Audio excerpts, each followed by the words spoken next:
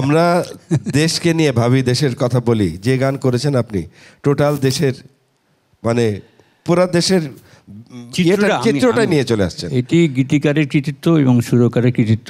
আপনার গানের জীবনের প্রথম দিকের অংশ কিছু শুনতে চাই। আমার চাচা ছিলেন ডাক্তার আবু হায়দার সাইদুর রহমান। ওনার একটা গানের গোষ্ঠী ছিল তখন, ওইটা মেডিকেল কলেজ বেস, ঢাকা শিল্পী সংঘ নাম ছিল। এখন যেটা ওখানে রয় হাউস, আরমান্টোলা স্কুলের উল্টা দিকে একটি বিল্ডিং ছিল, রয় হাউসে ওনারা ওখানে রিহার্সেল করতেন।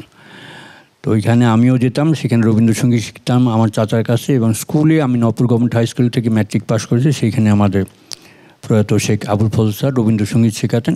ওই শেখ আবুল ফজল স্যারের কাছে শেখার পরে আমি তখন নাজিমউদ্দিন রোডে আমাদের বেতার কেন্দ্র ছিল, স্কুল ব্রডকাস্টিংয়ে একটা প্রোগ্রাম হতো। সেখানে আমরা কেউ ভ্রমণ কাহিনী, কেউ হয়তো কবিতা আবৃত্তি, কেউ হয়তো রবীন্দ্রসঙ্গীত, কেউ নজরুল সঙ্গীত গাইতেন।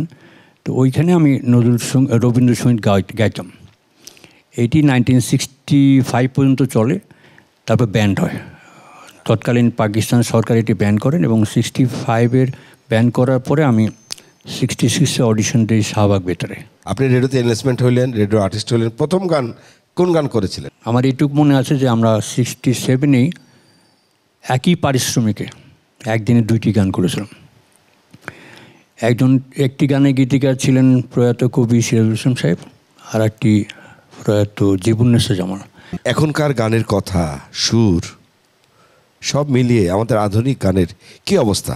এখনকার ব্যাপার হয়ে গেছে কি, এখন সবাই ব্যস্ত, কেউ কাউকে সময় দিতে পারে না, 1 নাম্বার। 2 নাম্বার হলো যে একটা ধৈর্য নিয়ে একটা কাজ করা যায়। আমরা যখন আগে গীতিকার সুরকারের সঙ্গে বসতাম, পরিচালকের সঙ্গে বসতাম, হয়তো আমার উচ্চারণের শব্দে একটা অসুবিধা হয়, একটা শব্দের জায়গায় 10টা শব্দ দিল। আর এখন যেটা হয়ে গেছে, সবাই পেন ড্রাইভে গান নিয়ে ঘুরতেছে, ঠিক আছে।